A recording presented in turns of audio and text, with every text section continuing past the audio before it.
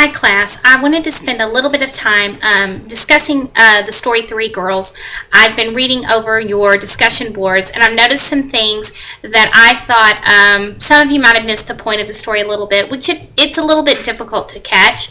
So I wanted to talk just a little bit about that story. First of all, I wanted you to be aware that the story is so much more than just Marilyn Monroe and keeping the secret of Marilyn Monroe and who she is. The story is really about this passion that is building between these three girls and or these two girls, the poets.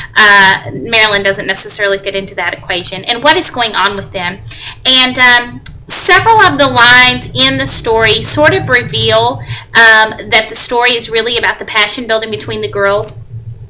From the very beginning of the story, it talks about how the girls are enchanted with the strand and enchanted with each other.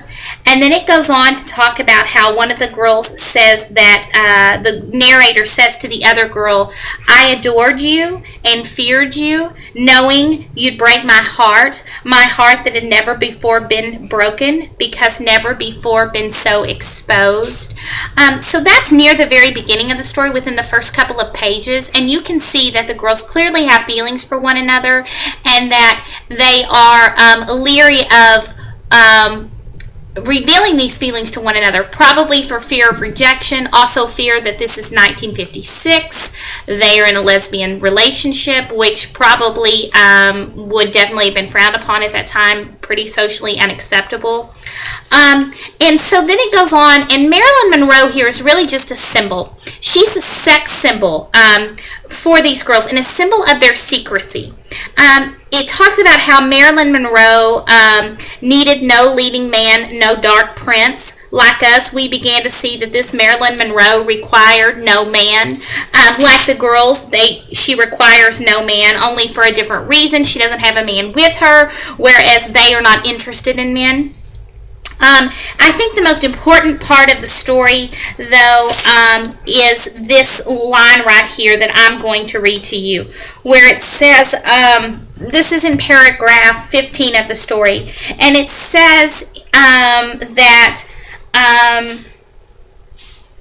which of us would marry, have babies, disappear into real life, and which of us would persevere into her 30s before starting to be published and becoming in time a real poet? Could anyone have predicted this snowy March evening in 1956?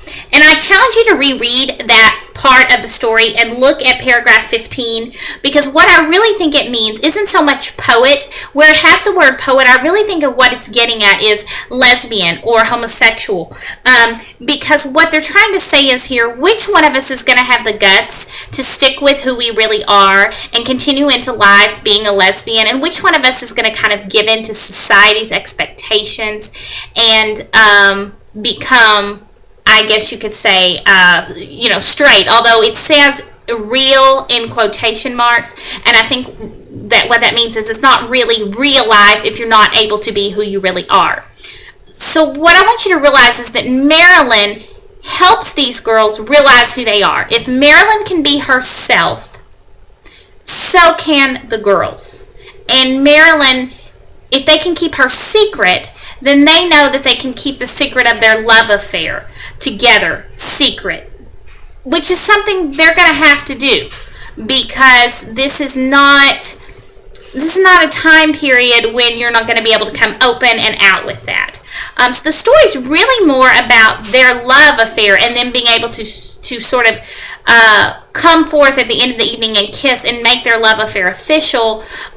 It's not so much about just seeing Marilyn and keeping her identity a secret. I hope that helps you understand this story. It's a really great story, and I just didn't want you to miss the point.